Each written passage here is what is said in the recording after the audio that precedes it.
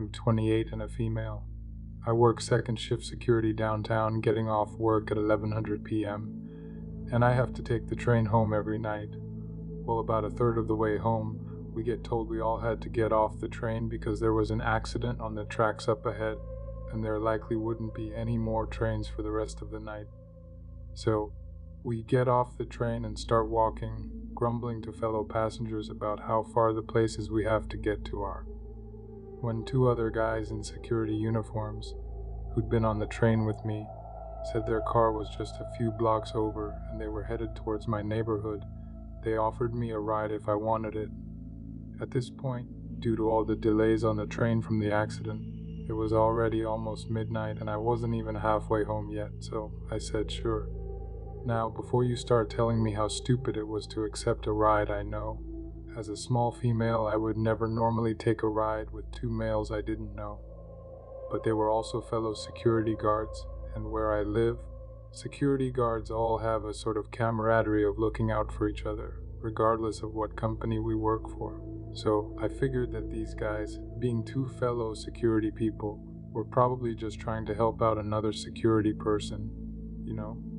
As we started walking towards the car, I noticed one of the guys was acting kind of weird and possibly drunk, which had me a bit concerned, because I was like, well, he's not the one driving, and the other guy seems okay, so I should be fine, right? I was wrong. I was so wrong. We get to the car, and it wasn't a car at all, but rather a van that one of the guys was apparently actually living out of. Sketchy as heck. And I even said to myself in my head, holy, this looks like a murderer van. Little did I know how right that assessment would actually turn out to be. Here's where I messed up, and messed up hard.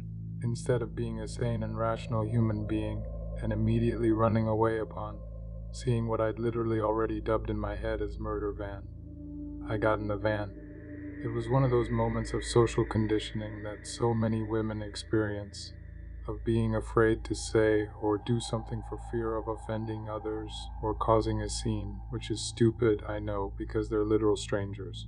So who cares if you offend them, right? But that social conditioning that women experience to not make a scene is so strong, especially when you're scared and afraid of what the person might do when you try to leave. So while yes, it was incredibly stupid of me to not immediately run away, it was definitely a combination of social conditioning and one of those fear freeze moments.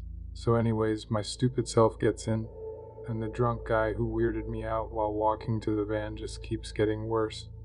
Talking about how he wants Trump to be president again, about all the good he's done, talking about race riots, just all kinds of fun, crazy nonsense. The whole time, I'm sitting in the front seat with my phone open, rapidly messaging my partner that I've made a horrible decision, and I'm honestly scared that I might not make it home that night. Probably the only smart thing I did that night was not tell them directly where I lived. I had them stop a few streets over from my house, and I took a weird back way home, even cutting through bushes in someone's yard to be safe.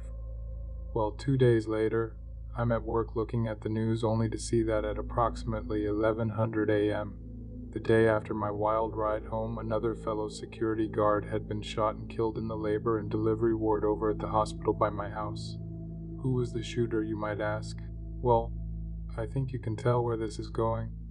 Yeah, the shooter ended up being the crazy guy in the back seat that had me terrified, and the guy who actually drove me home ended up being the guy's getaway driver away from the shooting. I started hyperventilating, terrified upon reading that, because that could have been me. So let this story of my stupidity be a lesson to you all. Never get a ride home from strangers. So, I just got back from a trip to Vermont. I go there multiple times a year as I have family and a handful of close friends that live there. I'm sure we've all heard crazy subway stories at one point or another, but I never thought I would end up in one this terrifying. So, I was heading back to my hotel from a friend's house at about 3:00 a.m. the other night.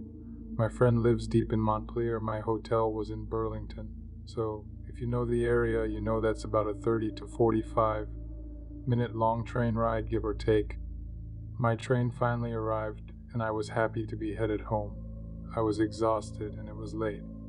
My trip had been going unexpectedly well up until this point, so I had faith I'd be able to get home with no worries, especially since the trains and streets were basically empty at this hour.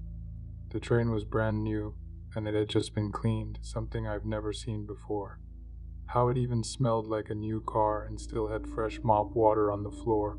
There were only about 3 other people on my train, all minding their own business. So far, so good. About 2 stops into the train ride, a man that looked like he was in his late 20s stumbled into our train car mid-ride through the connecting doors of the cars.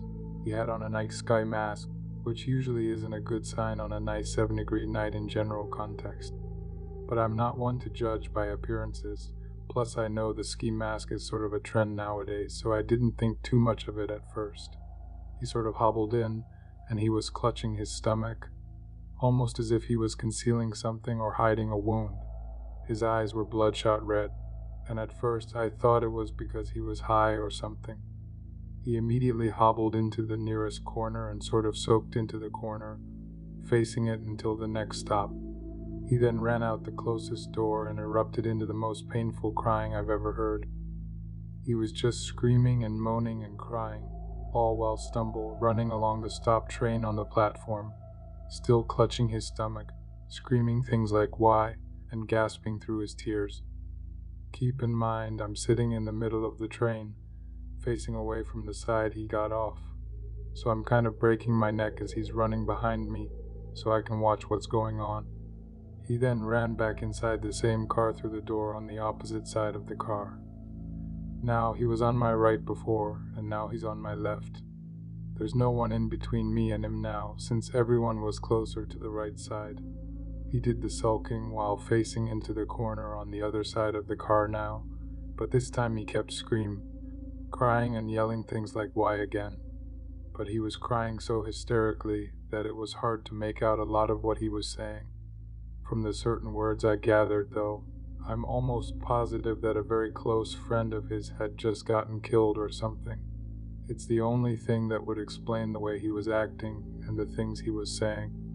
Plus, he was suited up like he'd just come back from a street mission gone bad or something. At this point, everyone on the train was frantically flicking their eyes over to him every few seconds. You could tell they were panicked but not trying to cause a scene about it or rile him up. I was getting a little stressed out myself, but I'd seen and heard about worse on the subway. And if someone he knew had really just died, then I felt horrible for the guy before anything else. But then the entire situation escalated to a point that I'd only seen in movies or crime shows until now. The man stayed in the corner, crying, screaming, and muttering things to himself for another 3 minutes or so, while still clutching his stomach as if he was concealing something. I definitely saw a black object in his hands by this point, but I couldn't tell if it was big enough to be a gun or not. After I saw this, I tried not to take my eyes off of him for too long at a time, since I was the closest person to him, but I also didn't want to stare. By this point, he was starting to say concerning things like "someone's got to pay for this," and then he would just repeat it louder and louder, and then he burst into a dialogue that made my heart drop. Keep in mind, he's still facing the corner, hunched over, clutching his item. All you sitting on this train right now, you're all going to feel me tonight. You hear me? You're all going to feel me tonight, and you're all going to hate it too. Oh my God, you're all going to hate this. You're all going to hate me. He kept getting louder and louder as he was saying this, to the point where he was basically screaming by the last part. I don't know what he said after that because as soon as that train stopped next, I bolted. He was screaming at me as I got off, but I couldn't hear it, and I definitely wasn't going to turn back. I ran back up to the nearest street exit, smoked a couple of cigarettes, and waited 20 minutes for the next train to come. I've seen enough in my life to know that this wasn't a situation that I was willing to gamble with at all. I pray the last 3 people on that train got home safe and nothing happened. I briefly searched online the next day for any possible information I could find, and I couldn't find anything. But who even knows what's worth a headline anymore? So to the man in the subway at 3:00 a.m., I pray you find the solace you need and heal from whatever trauma you're going through. Please, let's not ever meet again. So, very weird experience my ex-girlfriend and I had back in 2004 to 2005 in rural Oregon.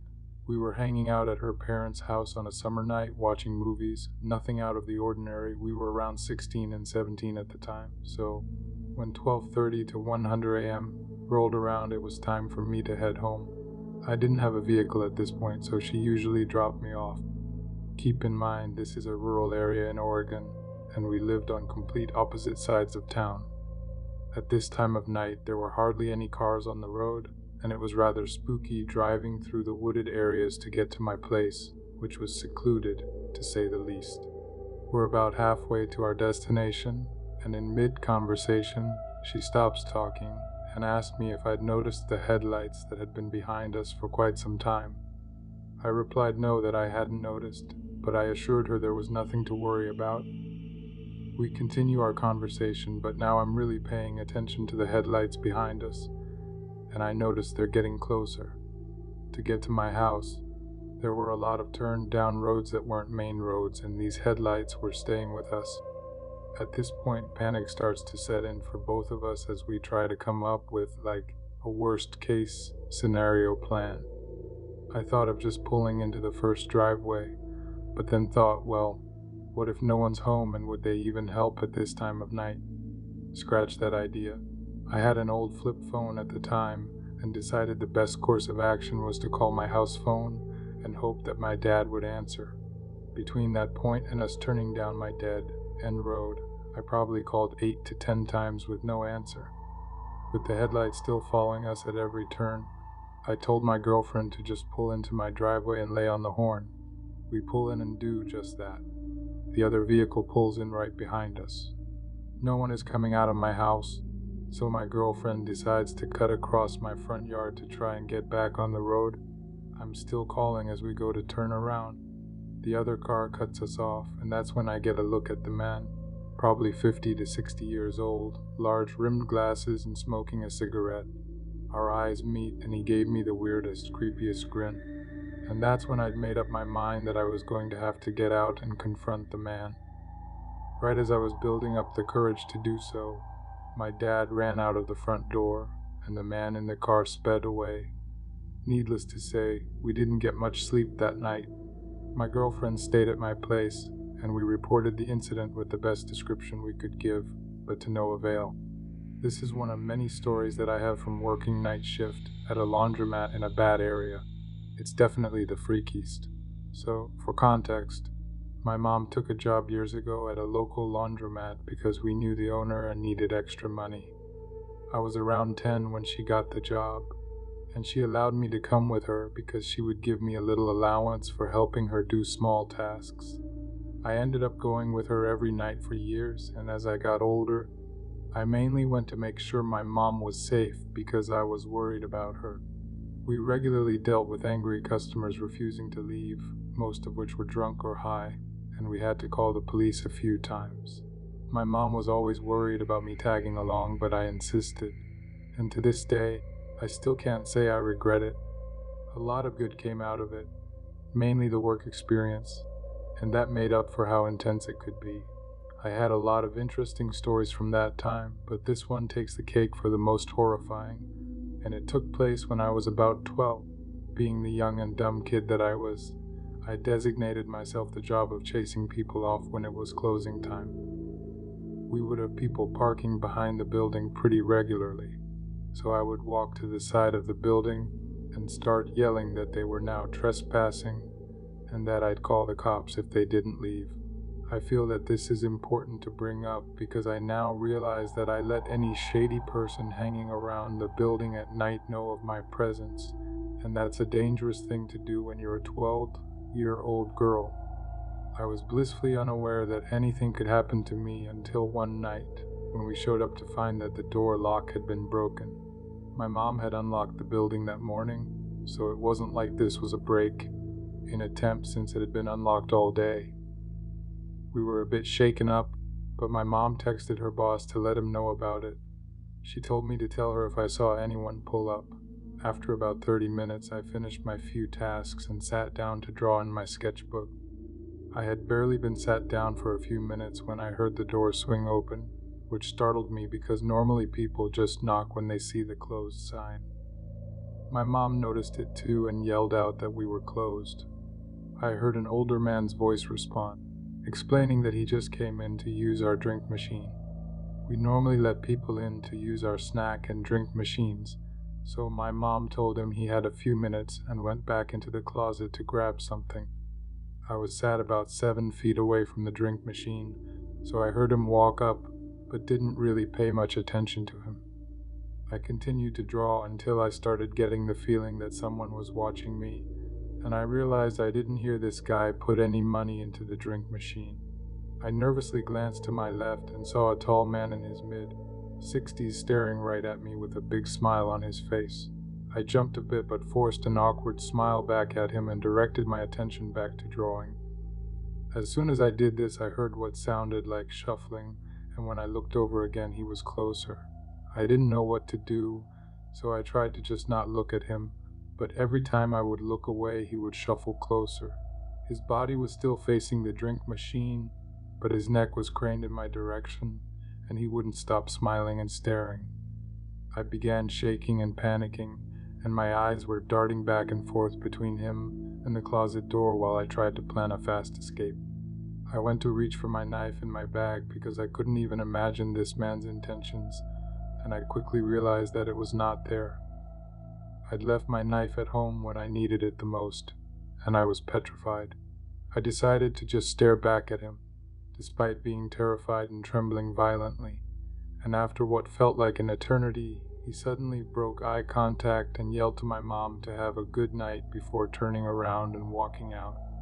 Relief hit me instantly, and I tried to calm myself down after what had just happened. I thought I was finally safe and started to get up to go splash some water on my face when I saw him sit down on the bench outside. Panic and dread hit me like a brick, and I sprinted into the closet to hide. I filled my mom in on everything, and she told me to run to the car, and she'd get between me and him, and that she'd pepper spray him if needed. I did as she told me and ran to the car, and as I passed him, he stood up and began walking toward the car. My mom yelled at him to get away from it, and his reaction was to try to calmly start a conversation about the make and model of her car, all while staring right at me. She ignored him, hopped in the car, locked us in, and started backing up as quickly as she could. I ducked down in my seat, but I could still see him standing there, and I know he could see me because I watched as he lifted his hand and waved me goodbye before walking around to the back of the building and disappearing into the darkness. I felt sick. I couldn't sleep that night, and I never dared set foot anywhere near the back of that building again. So, creepy old smiling man, let's not meet again. So my husband took me to the Stanley for my birthday. We stayed only one night. When we got there, we joined this ghost tour that they had going on, and they talked about the history of the hotel and whatnot. I left during the tour to go to the bathroom. I come back and the tour is pretty much done. No biggie, right? Fast forward to the butt crack of dawn. I'm the lightest sleeper on earth, and I hear this lamp scratching at our door, and I'm immediately wide awake. It stops after about 20 seconds and I lay back down, and a few seconds later, the scratching starts again. I sit up in bed and was weirded out because to get to our room you had to go through this corridor where our room was, and furthermore you had to have a key pass to get through that first door. So it wasn't like you could just walk up to our door or anything, and there was nothing outside our door when we went to bed.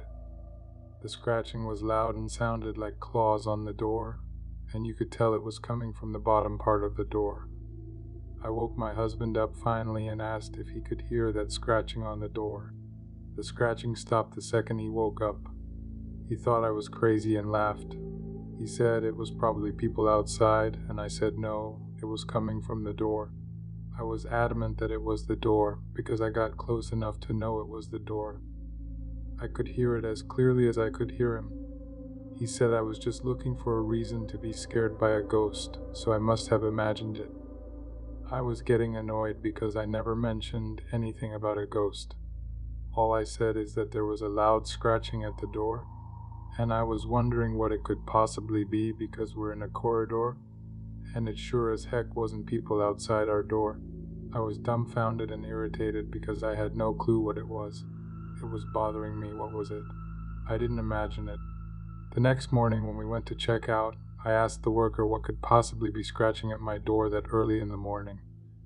His eyes got big, and he went and got another worker who worked there for a long time. I told him everything, and he said it was a ghost dog that used to wake people up at the crack of dawn by scratching at their door. My husband chimes in, "Oh, yeah, you were in the bathroom when the guy was talking about the ghost dog." I almost choked my husband out. My dog scared off what I believed to be robbers or home invaders. I was at home cooking dinner one night, and I was about 8 months pregnant at the time. My husband had to work about 2 hours away from our home on this particular day. Anyways, as I was standing in our kitchen cooking, our dog, a blue heeler, suddenly got alarmed out of nowhere, and the hair on his back raised, and he was growling and barking. Well, next thing I know, someone is knocking at our door. So I go to answer the door, and our dog stepped in front of me. As soon as I opened the door, our dog almost ran out in pure anger, but I held him back by his collar. There was a man standing on our porch. I asked, "Can I help you?" The man then said, "We're here to pick up the washer and dryer." After he said that, I looked in the driveway, and there was a tiny car, no bigger than a Honda Civic, out there. I immediately said, "There's no washer or dryer here for anyone to pick up." The man then said aggressively, "I told you, we're here to pick up the washer and dryer." Mind you, this whole time, I'm having to hold back our dog by his collar. He knew something wasn't right, and so did I. I then said, "Sir, there's nothing here for you, so please leave." You could tell the man was getting more and more scared of our dog because he kept backing up. He then just turned around and walked to his car. I could tell there were multiple people in that car as well. I let go of my dog's collar, and he stood on the porch growling the entire time with his hair raised the whole time the guy was walking to his car. And when the guy got into his car, they all sat there for like 10 minutes. My dog never moved off of the porch. He stayed there watching them and growling the whole time. By this time, I grabbed our shotgun that we kept by our door. By the time they drove off, my dog came back inside with me and wouldn't leave my side. I called my husband in a panic because what if they tried to come back? My husband said he was about 15 minutes away from the house and that he was going as fast as he could. Our dog truly saved mine and my baby's life. He was so protective, and I know if I would have let him go, he would have attacked this man without question. It was truly a scary experience. I wish our dog was still alive to this day, but he sadly passed a year ago. He absolutely adored our son. I live in Boise, Idaho, and I'm a sex worker. Last year, a girl went missing in Nampa, Idaho, and was shot to death. This year, a few months ago, another girl went missing and was found stabbed to death. And now, a girl my friend is close with has been missing since last week, and we still haven't heard from her. They are all sex workers, and I'm starting to worry that this girl could be dead because of the other two. I've contacted the police already, but nothing's been done about it. They still have no suspect for the shooting in Nampa. Could it be a serial killer, or am I just overthinking it? November of last year, the first girl went missing for a few days and was found dead in Nampa, Idaho. Then, in February, another one of our girls was found stabbed. She went missing for almost a week before she was found dead. Last week, another girl went missing, and we still haven't heard from her at all. We don't know if she's safe or not. We strictly work in Boise and refuse to go out of a certain vicinity. The girls are all in their 20s. They had brown hair, and the girl who's currently missing also has brown hair with 2 blonde streaks in the front. We also know to be aware of who we get into cars with and meet up with. My friend and I went to the police when the third girl went missing. We mentioned the other murders so they could see if it's connected at all, and that it's urgent and that she needs to be found. Recently, my friend sent me a message saying someone was following her. We don't know if it's related or not, but she sent this. He was tallish, had brown hair, but it was styled, clean shaven, and he was wearing a suit. This happened years ago. I think I was about 16 years old back then. 16-year-olds could buy alcohol and cigarettes in Denmark, where I am from. It was a Friday night and I was on my way to a friend's house, cycling as we do in Denmark. I took a detour as I wanted to buy a few beers, snacks, and cigarettes at the local supermarket. As I walk into the supermarket, a man who's about 50 years old walks out. As we walk past each other, he looks at me and says, "Wow." I think nothing of it, do the shopping, pay, and walk out. I look around and I notice the guy from before standing behind a charity clothing bin. He was sitting on his bike looking at me. It was getting dark, the streets were deserted, and I still had a 10-minute cycle ahead of me. I had this bad feeling about it, so I unlocked my bike and started cycling. This is when that bad feeling proved to be justified. As soon as I started cycling, that man started to cycle as well. He catches up with me and the conversation goes as follows. "Hi, where are you going?" the man asks. "I'm gonna hang out at a friend's house," I replied. "Where does he live?" the man questioned. Trying to make the man feel like I'm almost at my friend's house, I say, "Just a minute from here. Can I accompany you there?" he asks. "No thanks," I responded. As I said that, he grabbed my bicycle handles and pulls me closer. I almost fall over. I regain my balance and kick his bike. I start cycling as fast as I can, and he does too, yelling at me. I get to my friend's house after what feels like an eternity. Unfortunately, my friend lives in a flat, so I have to ring the doorbell so he can buzz open the door. As I'm ringing the doorbell frantically, the man just stands a few meters behind me waiting. I hear my friend asking who's there over the intercom. I scream and cry, telling him to let me in, and he does. Luckily, my friends are all very big, scary-looking guys. They heard the panic in my voice, and as they see me as their younger sister, came down with chairs, ashtrays, and other makeshift weapons. Unfortunately, the guy had already left. I didn't want my friends to hurt him, just scare him. I'm 8 years older now, but I'm still scared that I will meet another person like that man. I live in a small town. You blink and you miss it. Best we can boast about is a single stop sign at the gas station, which we only have because of the nearby highway. Any actual semblance of a town is 25 minutes away. So, when things get scary out here, it's amplified. The occasional homeless person is no big deal. They were often drifting through. Drug addicts run rampant and will steal everything they can from your house, but it's the normal out here. However, what happened a few years ago certainly wasn't normal. Originally, I was dead asleep in my bed. I only woke up because it was burning hot in my room, but it was summertime and not much I could do. I just remember tossing and turning until I got a creepy feeling that fell into the pit of my stomach. I glanced over to the bathroom door that was open with the light on. Everything was normal. I left the light on so I wouldn't trip and die if I had to pee in the middle of the night. Next, I glanced at the window directly across from my bed. I had no curtains, but I did have a shitty set of blinds. Parts of the blinds are broken from wear and tear, and the shitty AC output beneath it would make them move back and forth, so you'd get a glimpse of outside every so often. The yard light was still going, but what made me stop was the outline at my window.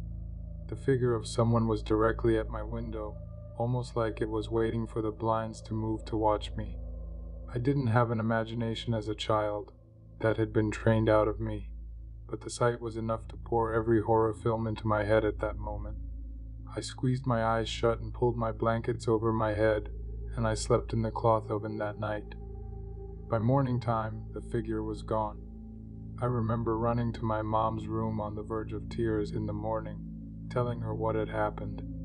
She laughed at me like I was an idiot and told me that it was probably just a stray cat that had climbed up there for one odd reason or another.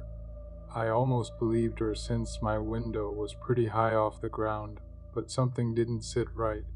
Later that day, when we were doing yard work, I glanced over at my window and I saw one of our metal patio chairs had been pushed up to it. I pointed it out to my mom, who proceeded to chew me out. That's how the cat probably got up there. Stopped leaving furniture everywhere, but I hadn't moved it. It was heavy enough that I struggled with it, so we moved it back and so began a pattern. At night, I'd see the figure, complain to my mom, and we'd find a chair moved back every single morning. This went on for a few weeks.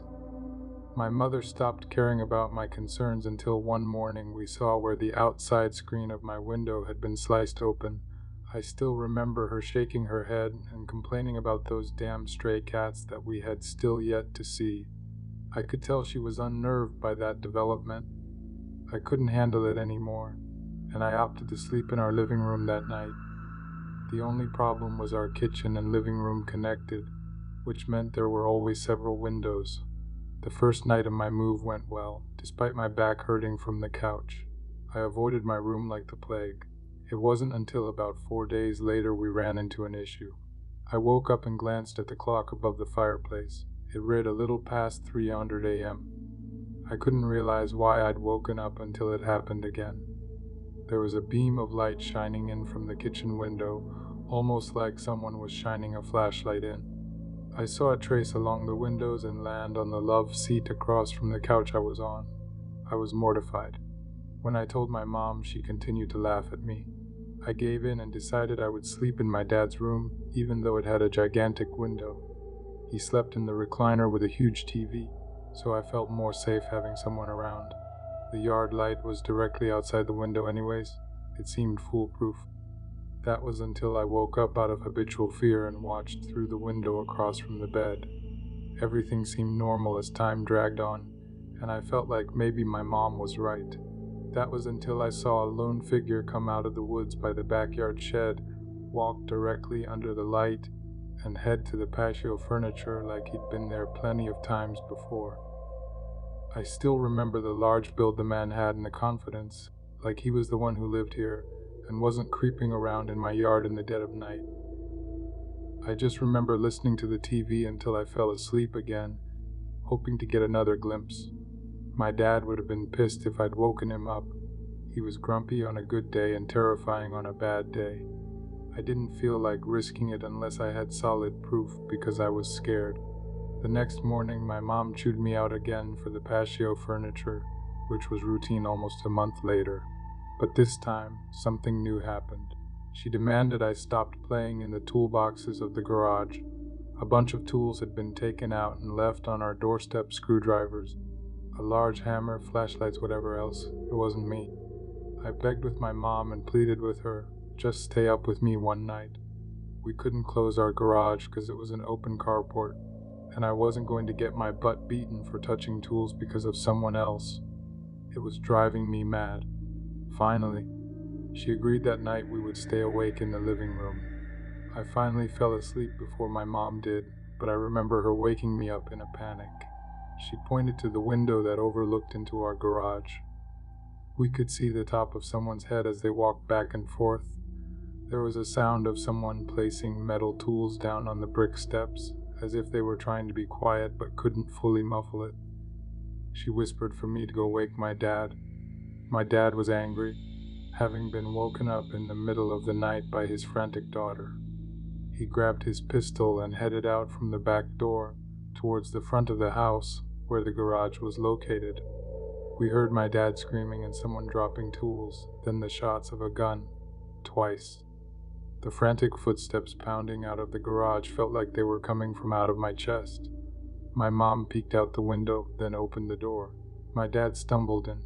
He had missed both shots because of his unstable aim, but he told us that there was a man crouching in our front door, looking at our door handle.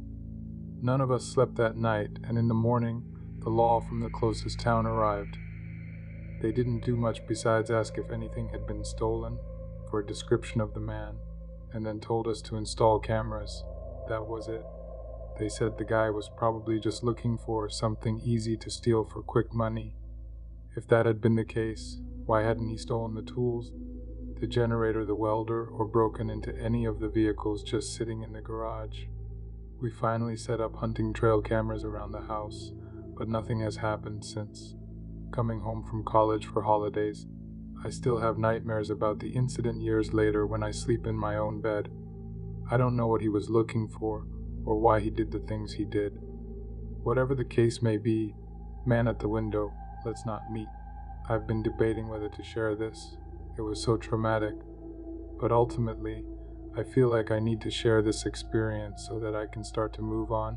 And for anyone who finds themselves in a position similar to any stage of my story, please learn from my mistakes. Do not go to a second location with someone you don't know. Do not lead someone to your address, and please do not write off your intuition as paranoia. Listen to your gut. This happened last year, and I'm still deeply affected by it. For a bit of background, I'm a 27-year-old female, and I decided to dive back into the dating pool after a long hiatus. I met this guy on Bumble. Let's call him Nathan. We started sending messages back and forth on the app. Nathan seemed perfect at first. He was tall with dark hair and piercing blue eyes. His profile mentioned he was a software developer, loved hiking, and was an avid reader. Everything that matched my interests. We texted non-stop for a week, sharing jokes, memes, and stories from our lives. I felt a genuine connection. After a few days of chatting, we decided to meet up for dinner at a popular restaurant in my city. On the night of our date, I spent extra time getting ready, excited yet nervous. When I arrived at the restaurant, he was already there, waiting with a charming smile. Dinner was great. He was attentive, asked all the right questions, and genuinely seemed interested in what I had to say. Conversation flowed easily, and I was genuinely enjoying myself. We laughed about our shared love for obscure indie bands, discussed our favorite movies, and bonded over our mutual disdain for cilantro. We seemed to have a lot in common, and he listened to me. I had been on so many dates where that was not the case, yet Nathan would wait to hear about the movies I loved, the bands I liked, and all of my quirks, and strangely, he would proclaim that he and I were so similar.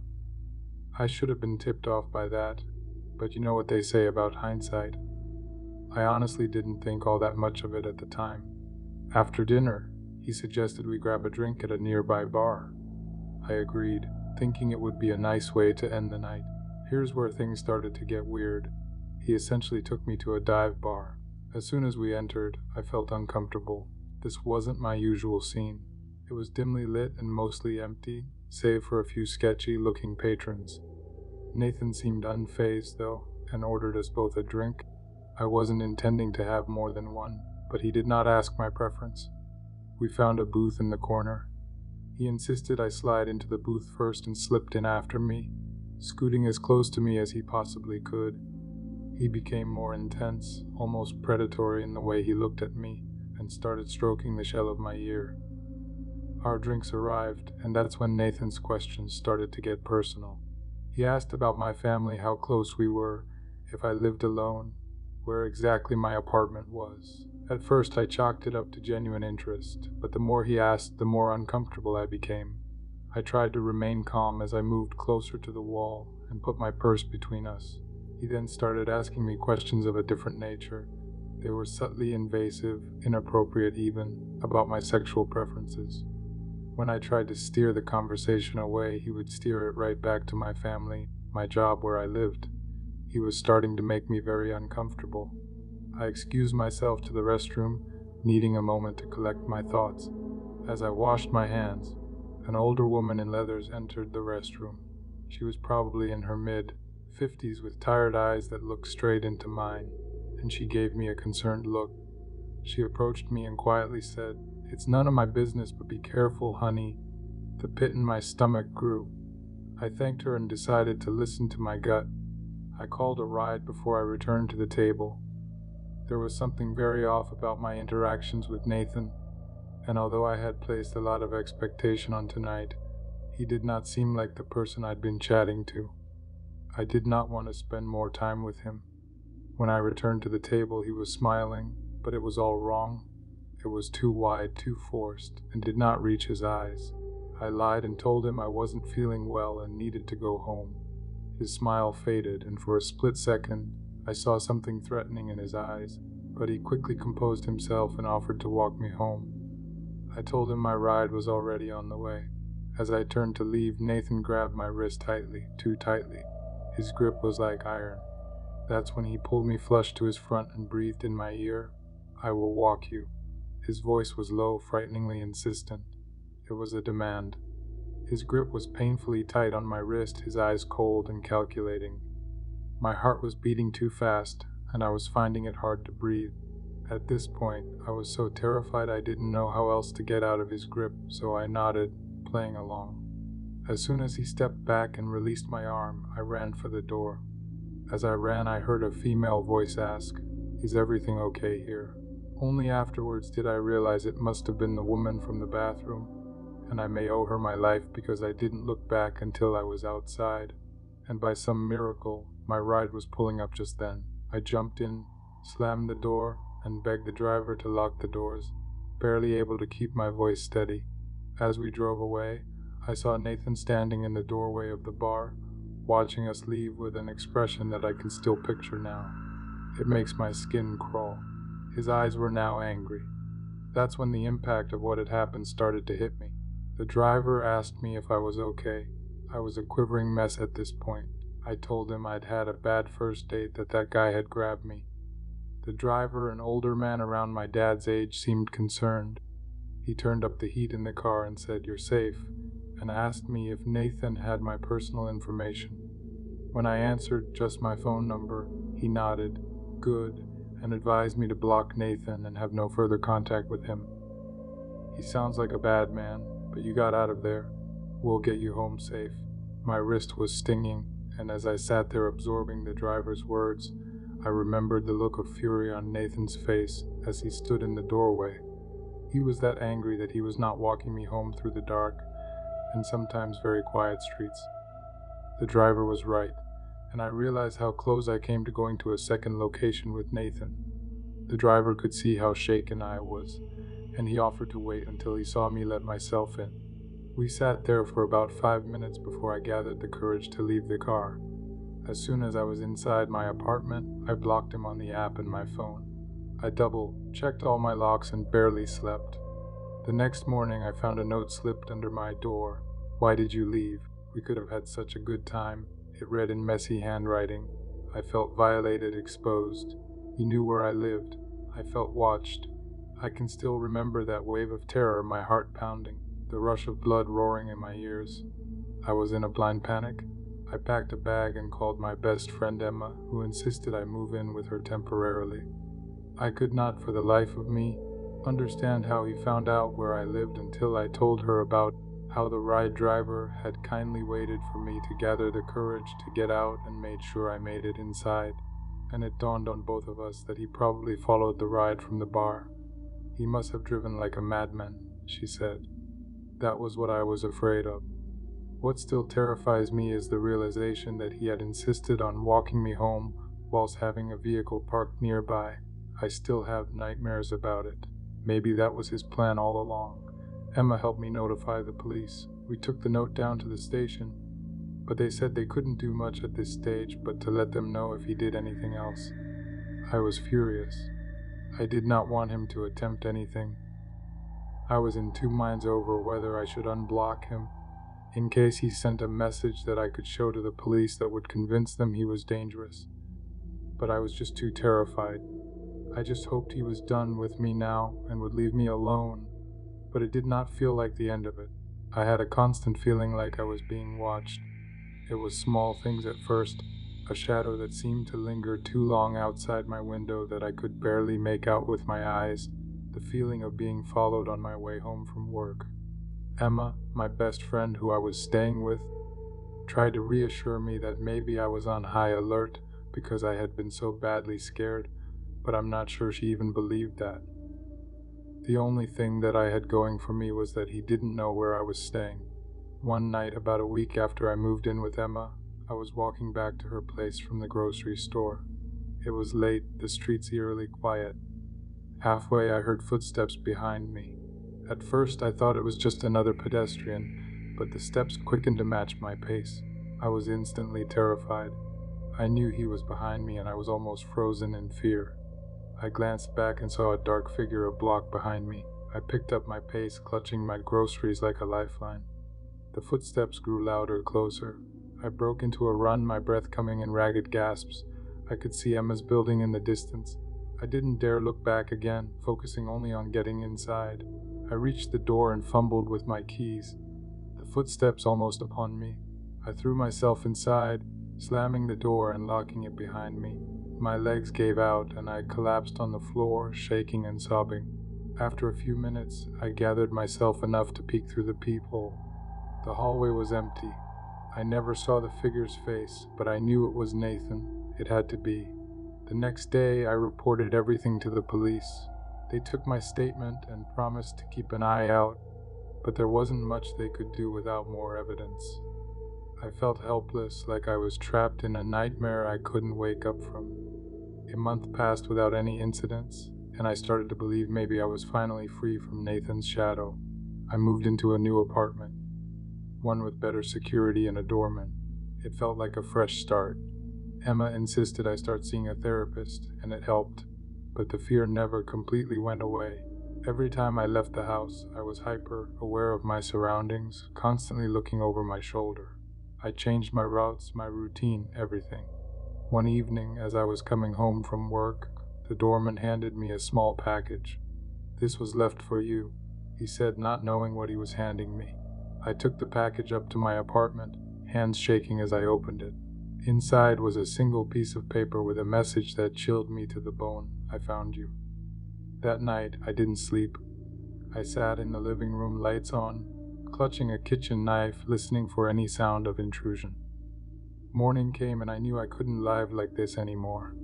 I decided to take a leave of absence from work and stay with my parents in another state. They welcomed me with open arms, and for the first time in months, I felt a semblance of safety. I wanted to file for a restraining order against Nathan, but without knowing his real last name or having any concrete evidence, I couldn't. Months went by, and gradually, the fear began to fade. I got a new job in my parents' city and started to rebuild my life. Therapy helped, and I began to feel like myself again. Then, one night, I received a text from an unknown number. "Miss me," it read. My heart stopped. The fear came rushing back, more intense than ever. I showed the message to my parents, and we contacted the police, but being a different department and not knowing the backstory, they said it was likely a prank. My dad was furious and asked to speak to the sergeant, who explained that I had moved states to escape this guy, and that there was a history that had been logged with the department in my home state. The sergeant apologized for their inaction and said he would speak with someone from that department and that he would make a note of everything I had mentioned. After hearing my account of all that had happened and speaking with the other department, he said he would take any further contact from Nathan seriously with a view to a stalking charge and to let him know if there was any further contact. I had no further encounters with Nathan for weeks. I was torn between hoping he was out of my life and desperately wanting something to take to the police so they would hold him accountable. I desperately wanted the security of knowing he could not get to me.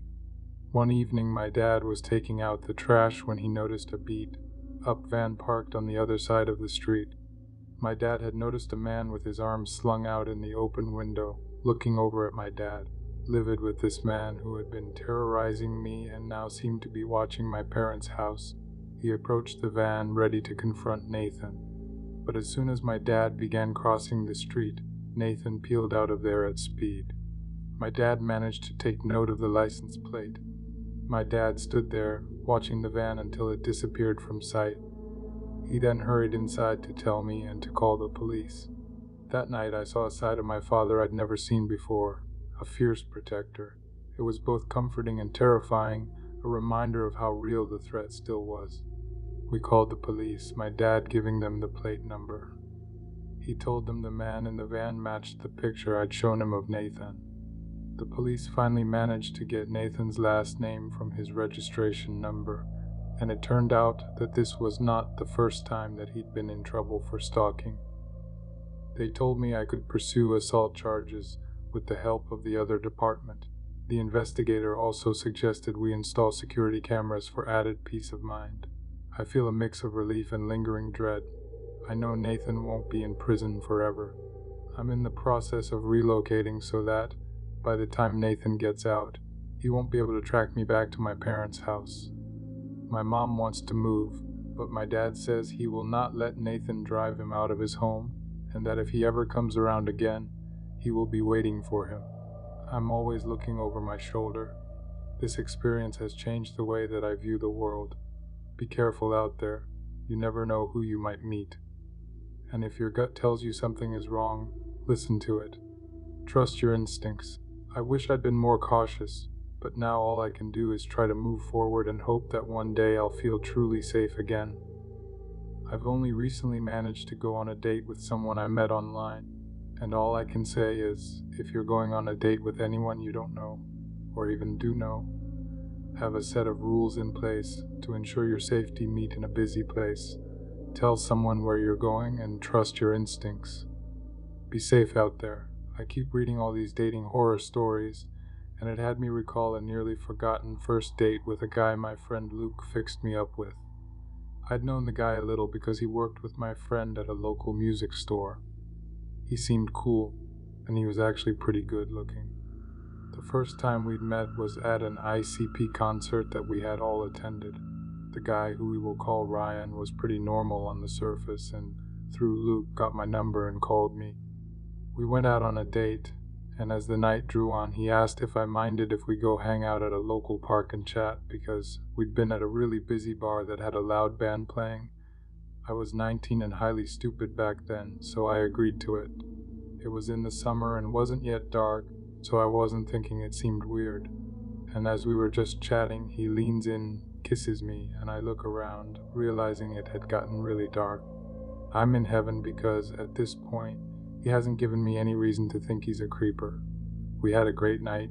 He was charming and funny, and we had a ton in common. Then, after our first kiss, he gets this creepy grin. He looks out the window and then says to me, "I'm taking you in those woods, and we're gonna have a really good time." I kind of laugh a bit nervously because at the time, I hadn't had my first experience with a guy. I tell him I'd rather just stay in the car. He gets really weird and angry, and it's like he's two different people. Why can't we just go into the woods? I promise I won't assault and kill you. By now, he's trying to laugh it off, but I'd gotten really creeped out. I tried to play it off like I'm not ready to run away. I should have been more creeped out than I was, but I was so naive. It creeps me out now writing this. He looks at me again and leans back in his seat, and he begins to start fake whining. "Oh, come on, just let me take you into the woods. It'll be fun." I'm having none of this and start getting mad, and I tell him I'm ready to go home.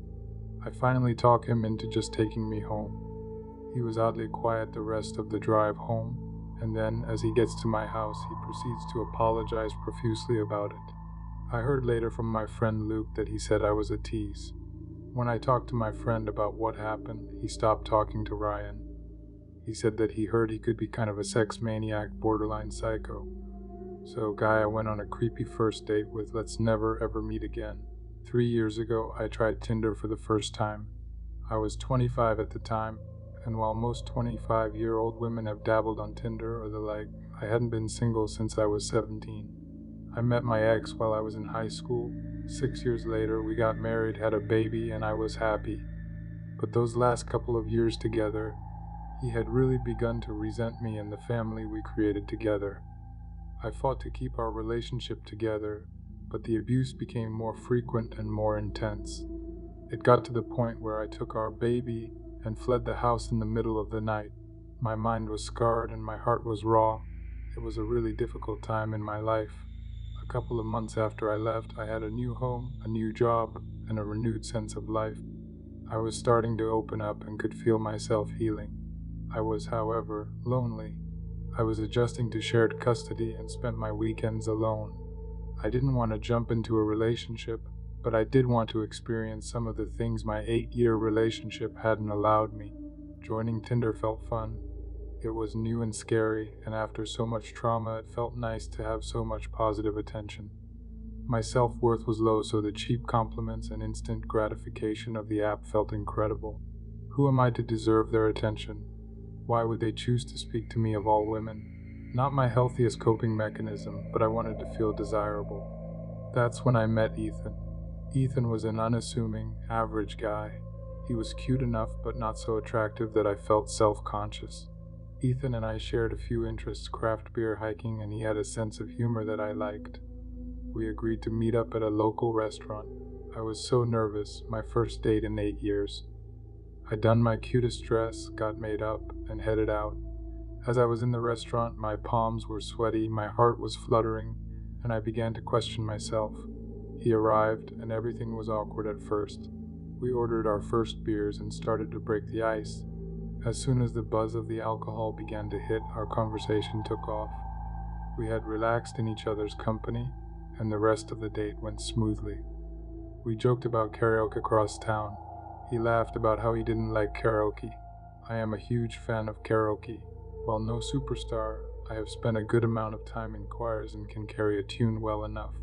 One of my favorite rowdy weekend activities is going to that bar and busting out some songs with the sweet taste of gin on my tongue. I convinced him to go with me, and we left the restaurant. We sang into the night, taking shots, flirting, laughing. We ended the night in his truck, clumsily fumbling with each other's buttons and zippers, hearts racing with excitement. This had been what I needed. We texted back and forth more often, and soon we were talking about another date. I had enjoyed our time together, and like that, I didn't feel a deep connection with him. It was fun, and that was it. Because my heart wasn't tangled up in feelings, he felt safe. We decided for our second date that we would go tubing down a river that runs through our town. We had parked his orange truck at the end of the tubing run and took the tubes in my truck up a river. We agreed that he would zip my truck key with his into a pocket on his shorts and that he would drop me off at my truck afterwards. Bright summer heat warmed our skin, and the water felt crisp and fresh on our toes.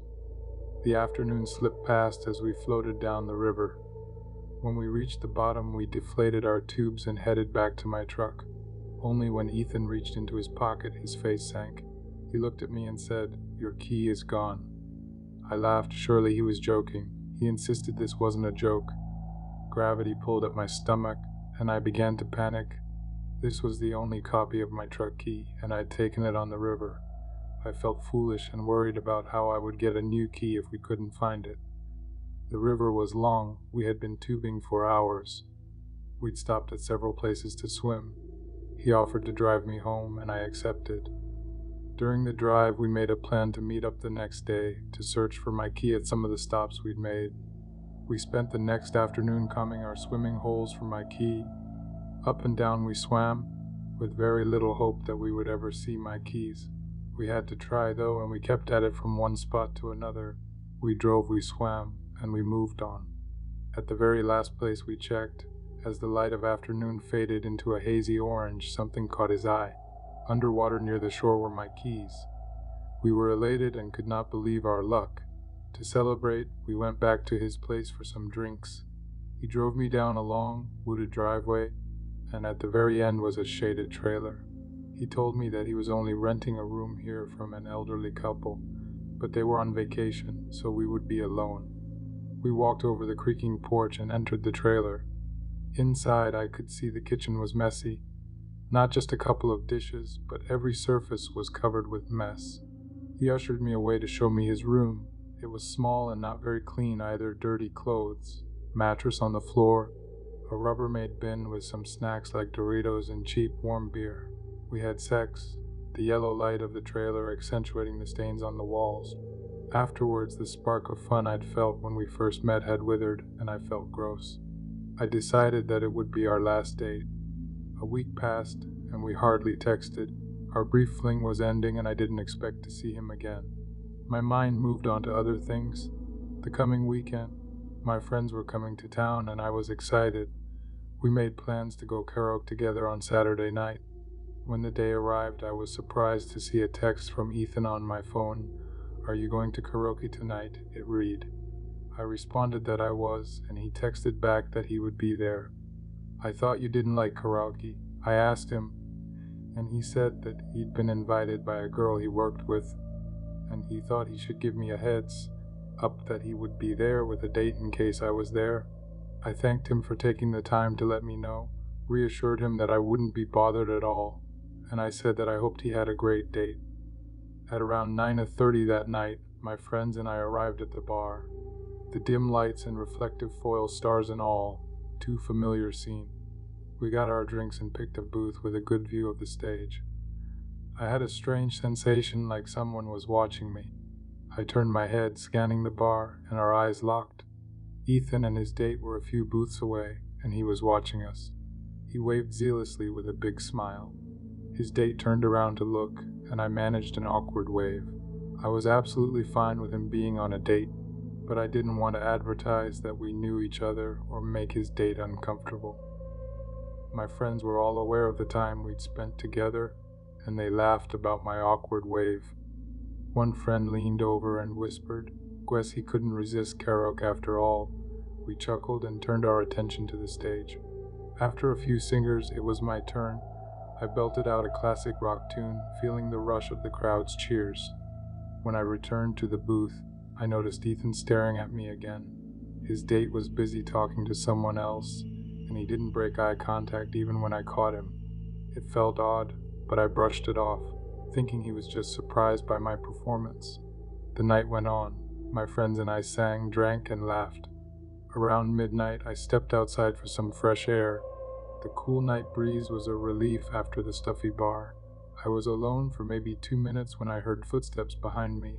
I turned, and there was Ethan, standing closer than I'd expected. "Great singing in there," he said with a grin that didn't quite reach his eyes. I thanked him, keeping it short, and mentioned I should get back to my friends. But he stepped closer. "Why don't we hang out again sometime, just us?" he asked. I was taken aback. "Aren't you here with someone?" I replied. He shrugged. "She's just a friend. It's not serious." His tone was casual, but something about it felt off. I told him I wasn't interested and started walking back inside. He grabbed my arm, not hard but enough to stop me. "Come on, don't be like that," he said, his voice low. I pulled away, heart racing, and said firmly, "I'm going back in." He let go but followed me with his eyes as I hurried inside. I told my friends what happened, and they insisted we stick together for the rest of the night. We left soon after, and I didn't see Ethan again that evening. The next day, he texted me, "Sorry if I freaked you out. I just really like you." I didn't respond, hoping he'd take the hint. But over the next week, he kept messaging, asking to meet up, saying he missed our time together. I finally told him I wasn't interested and asked him to stop contacting me. He didn't reply after that, and I thought it was over. Then, 2 weeks later, I saw his orange truck parked across the street from my apartment. I froze. It was late, and the street was quiet. I watched from my window as he sat there for nearly an hour before driving off. I called a friend to stay over that night, too scared to be alone. The next day, I reported it to the police. They took a statement but said there wasn't much they could do unless he approached me or trespassed. I started varying my routine, avoiding places I knew he frequented. A month later, I ran into a mutual acquaintance who mentioned Ethan had been asking about me, saying I'd ghosted him and he just wanted closure. It's been a year since then and I haven't seen him again, but I still get uneasy when I see an orange truck. Dating felt fun until it didn't, and now I'm a lot more cautious about who I let into my life. So to Ethan, let's never meet again. This happened when I was about 14, living in Georgia with my mom and stepdad. It was a quiet neighborhood, the kind where everyone knows each other, but this one night changed how I saw it. It was late, maybe 2 a.m., and I was up playing video games in my room. My mom and stepdad were asleep downstairs. I had my headphones on, totally zoned into the game when I heard a faint tapping. At first, I thought it was part of the game, but it kept going even after I paused it. I took off my headphones and listened. It was coming from my window. I had blinds, but they were old and had gaps. I crept over and peeked through. There was a man standing outside, just staring up at my window. He was tall, wearing a dark hoodie, and the streetlight barely lit his face. The tapping stopped when I moved, like he knew I was there. I ducked down, heart pounding, and waited. After a minute, the tapping started again, louder this time. I didn't know what to do. I was too scared to yell for my parents, worried he'd hear me and do something worse. I crawled to my bed, grabbed my phone, and texted my stepdad, "Someone's outside my window." He was up in seconds. I heard him stomping upstairs. He burst into my room, flipped on the light, and ran to the window. The guy was gone. My stepdad went outside with a flashlight and checked around the house. Nothing, no footprints, no sign of anyone. But I know what I saw. The next day, we put up new blinds and a lock on my window. My mom kept saying it was probably just a prank, but I couldn't sleep in my room for weeks. I'd lie awake, listening for that tapping. It never happened again, but I still wonder who he was and what he wanted. Creepy window guy, let's not meet. I'm a truck driver. Been doing it for about 15 years. You see a lot of weird stuff on the road, but this one time in Oregon sticks with me. It was around 3 a.m. I was hauling a load through a rural stretch, no towns for miles, just trees and the occasional deer. I stopped at a rest area to stretch my legs and use the bathroom. It was dead quiet, no other trucks, just mine. As I'm walking back to my rig, I notice a car parked off in the shadows, lights off. Didn't think much of it at first. People sleep at rest stops all the time. But as I got closer to my truck, I heard a low whistle, like someone trying to get my attention. I turned, and there's this guy standing by the car, maybe 30 feet away. He's just a silhouette, but I could tell he was watching me. "Hey, you gotta smoke," he called out. His voice was calm, too calm for 3 a.m. in the middle of nowhere. I said I didn't smoke and kept walking. He didn't say anything else, but I felt his eyes on me. I climbed into my cab, locked the doors, and started the engine. In my side mirror, I saw him walk toward my truck. Not fast, just steady. I didn't wait to see what he wanted. I pulled out and hit the highway. About 20 minutes later, I'm rolling along when I see headlights in my rear view. They're gaining fast. It's that same car, beat-up sedan, no plates I could make out. He tailgated me for miles, weaving a little like he was drunk or trying to mess with me. I sped up, he sped up. I've got a CB radio, so I called it in, see if any other drivers were nearby. No one answered. Finally, he peeled off down a side road, and that was it. I didn't stop again until daylight. Reported it to the company later. They said it was probably just some tweaker, but it didn't feel random. Still gives me the chills thinking about it. Rest stop whistler, let's not meet. This happened when I was 22, living alone in an apartment in Boise, Idaho. I just moved there for a job, didn't know anyone. It was a Friday night, and I was up late watching TV. Around 1 a.m., my doorbell rang. I wasn't expecting anyone, so I ignored it, thinking it was a drunk neighbor or something. It rang again, then a third time. I got up, looked through the people, and saw a guy I didn't recognize. Average build, baseball cap. He looked impatient. I didn't open the door, just watched. He rang again, then started knocking. "Hey, I know you're in there," he said. His voice was sharp, like he was pissed. I stayed quiet, heart racing. He kept knocking harder. "Come on, open up. I just need to talk." I had no idea who he was. I grabbed my phone and hid in the bathroom, ready to call 911. After about 5 minutes, the knocking stopped. I waited another 10 before creeping back to the door. He was gone. I checked the hallway through the people, empty. The next morning, I asked my neighbors if they knew him. No one did. I reported it to the landlord, who said he'd checked the security footage, but the camera in my hall was broken. Never found out who he was or what he wanted. I got a deadbolt and a camera for my door after that. Still don't feel totally safe. Doorbell guy, let's not meet. I was 17, hiking with my dog Rex in Moosehead Lake State Park in Maine. It was a Saturday afternoon, sunny, not too crowded. Rex was a big German shepherd, super protective. We'd done this trail a bunch of times. About halfway up, I stopped to tie my shoe. Rex started growling, low and deep.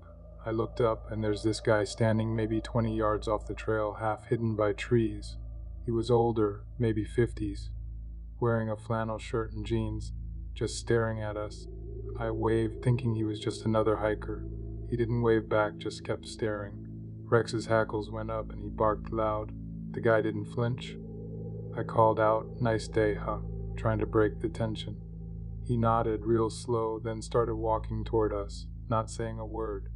Rex lost it, lunging and barking like I'd never seen. I held his leash tight, told the guy he's not friendly, hoping he'd back off. He stopped, smirked, and said, "Pretty dog," then turned and walked back into the woods. Not down the trail, just into the trees. I booked it back to the parking lot, Rex growling the whole way. Never saw the guy again, but I haven't hiked that trail since. Creepy woods guy, let's not meet. This was back in 2015. I was 19, working late at a gas station in Lane County. It was a slow night, maybe 11 p.m. This guy comes in tall, skinny, wearing a hoodie pulled tight around his face. He didn't say much, just grabbed a soda and stood by the counter. I rang him up and he paid in cash, all singles crumpled. As I'm handing him his change, he looks at me and says, "You here alone?" My stomach dropped. I lied. Said, "Nah, my coworker's in the back." He nodded, real slow, then said, "Good to know," and left. I watched him walk out to the lot, but he didn't get in a car, just kept going into the dark. 20 minutes later, I'm taking out the trash and I see him standing across the street, just watching the store. I ran back inside, locked the door, and called my manager. He told me to call the cops if the guy came back. He didn't, but I quit a week later. Couldn't shake the feeling he was testing me. Gas station creep, let's not meet. I'm a nurse. Worked night shifts at a hospital in Burlington for years. This happened in 2020, during a quiet stretch around 4 a.m. I was in the break room grabbing coffee when I heard footsteps in the hall. Figured it was another nurse, but they stopped right outside the door. I waited. No one came in. I opened the door, and I opened the door, and there's this guy standing there. Not in scrubs, just regular clothes. Staring at me, I asked, "Can I help you?" He didn't answer, just kept staring, then said, "You look tired," and walked off down the hall. I followed at a distance, thinking he might be a patient or lost, but he turned a corner and was gone. I checked with security. No one matching his description was supposed to be in that wing. They searched, found nothing. I still see his face sometimes when I close my eyes. Hospital stranger, let's not meet. This happened when I was 12, sledding with friends in Bangor, Maine. It was winter break, late afternoon, starting to get dark. We were at this hill near a park, just us and a couple other kids. This guy shows up, maybe 30s, wearing a big coat. He's got a sled but doesn't use it, just watches us. My friend Liam notices him first, whispers, "That guy's weird." We keep sledding, but I can feel him staring. After a bit, he walks over, says, "You kids having fun?" We nod, trying to be polite. He squats down next to me, too close, and says, "Wanna try my sled? It's faster." I say, "No thanks." He insists, "Come on, just once." My friends are frozen, not sure what to do. I stand up, say, "We've gotta go." He grabs my arm, not hard, but enough. "Don't be scared," he says. I yank away and we all run. He yells after us, "I was just being nice." We didn't stop till we got to Liam's house, told his mom. She called the cops. They patrolled but didn't find him. Never went back to that hill. Sledding creep, let's not meet. I was 24, living in Cannon Beach, Northern Oregon, working at a surf shop. This was 2018. One night after closing, I'm walking home along the beach. It's about 10 p.m. Foggy, no one around. I hear footsteps behind me crunching in the sand. I turn and there's this guy, maybe 40s, walking parallel to me 20 feet away. He's got a hood up, hands in his pockets. I speed up, he speeds up, he stops. I call out, "You good?" He doesn't answer, just tilts his head. I start walking again, faster. He keeps pace. I'm freaking out but trying not to show it. I get to the road, flag down a passing car. It's a couple heading home. They stop. I tell them someone's following me. They let me in and we drive off. I look back. He's standing there, watching. Didn't chase, just stared. I stayed with friends that night, reported it the next day. Cops said it was probably a transient, but I don't buy it. Beach stalker, let's not meet. This happened in 2019. I was 30, on a road trip from Washington to Georgia. Stopped at a diner off the highway in Oregon, middle of nowhere. It's late, maybe midnight. Diner's mostly empty. Just me, a waitress, and a guy in a booth. He's older, 60s maybe, trucker hat, staring at his coffee. I order food, sit a few booths away. He keeps glancing at me, not subtle. I ignore him, eat fast, wanting to get back on the road. As I'm paying, he walks up behind me, real close, says, "Where you headed?" I say, "Just passing through," keeping it vague. He smirks, "Pretty girl like you shouldn't be alone out here." I force a smile, grab my change, and head to my car. He follows me out, stands by the door as I get in, says, "Drive safe, sweetheart." I peel out, check my mirrors for miles. Didn't see him follow, but I didn't stop again till morning. Diner creep, let's not meet. I was 15, living in Vermont. This was 2016. My mom sent me to the corner store for milk. It was maybe 7 p.m. Winter already dark. Store's a 5-minute walk. I get the milk, head back, and notice this car idling across the street. Lights off. I don't think much of it. Keep walking. Then I hear the engine start. It rolls slow, following me. I speed up. It speeds up. I cut through a yard. It stops. I peek back. See a guy leaning out the window, staring. I run home, burst in, tell my mom. She calls the cops. They cruise the area, find nothing. I didn't get a good look at him. Just a shadow. Never walk to that store alone again. Car stalker, let's not meet. This was last year. I'm 28, was camping alone in Moosehead Lake State Park, Maine. Wanted some quiet after a rough few months. It's midweek. Campsite's empty except for me. First night's fine. Second night, I'm by the fire around 9 p.m. Hear rustling in the woods. Figure it's an animal. Shine my flashlight. Nothing. Happens again 20 minutes later. Closer. I call out, who's there? No answer. Just more rustling. I grab my hatchet, stand by the fire. Then I see eyes reflecting in the light, low to the ground, but they move wrong. Not like a deer or bear. Too deliberate. I yell, get out of here! It stops, then starts again, circling my camp. I pack up fast, douse the fire, and hike out in the dark, 3 miles to my car. Didn't sleep till I got home. Never saw what it was. Campsite lurker, let's not meet. I was 20, working at a bar in Montpelier, Vermont. 2017, closing shift, around 2 a.m. I'm locking up, last one out. As I'm heading to my car, this guy steps out from the alley. Scruffy, maybe 40, says, got a light. I say no. Keep walking. He follows, come on, just a light. I tell him I don't smoke, pick up my pace. He keeps up, you're pretty for a bartender. I ignore him. Get to my car. He's right behind me. I jump in, lock the doors. He taps on the window, smiling, see you tomorrow. I drive off shaking, told my boss the next day. He said he'd seen the guy hanging around before. We started leaving in pairs after that. Alley creep, let's not meet. This happened when I was 26, visiting a friend in Boise, Idaho. 2022, we went out to a club, had a few drinks. Around 1 a.m., I step outside to call a ride. This guy approaches, maybe 30s, clean cut, says need a lift. I say no, I've got one coming. He smiles, I'm cheaper. I laugh it off, turn away. He gets closer, come on, I'm safe, promise. I tell him no again, firmer. He backs off but lingers nearby, watching. My ride pulls up, I get in fast, look back, he's still standing there staring. Told my friend the next day, she said she'd seen him around before, always hitting on girls outside clubs. Club guy, let's not meet. I was 13, biking home from a friend's house in Burlington, Vermont. Summer 2014, it's dusk, streets are quiet. I take a shortcut through a park. This guy's sitting on a bench, older, maybe 50s. As I ride by, he calls out, nice bike. I say thanks. Keep going. He gets up, starts walking the same direction. I speed up, he's still behind me, not running, just walking fast. I take a turn, glance back, he's gone. I get home, tell my dad. He drives us back to the park. No sign of the guy. Dad said he was probably harmless, but I didn't bike alone for a while. Park walker, let's not meet. This was 2020. I was 23, living in a duplex in Georgia, ground floor. One night around 3 a.m. I wake up to scratching at my back door. My cat's on the bed with me, so it's not her. I grab a bat, tiptoe to the kitchen. The scratching stops. I look out the peephole, see a guy crouched by the door, messing with the lock. I bang on the door, yell, get out of here! He bolts. I call the cops. They find pry marks on the frame, no prints. Neighbors said they'd seen a guy matching his description scoping houses. Got a security system after that. Backdoor scratcher, let's not meet. I'm 31 now. This was 5 years ago, driving home from a late shift in Oregon. Rural road, no cell service, around 1 a.m. My headlights catch a guy walking on the shoulder. No reflective gear, just dark clothes.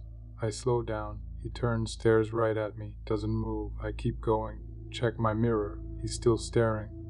A mile later, my car starts acting up, engine sputtering. I pull over, pop the hood.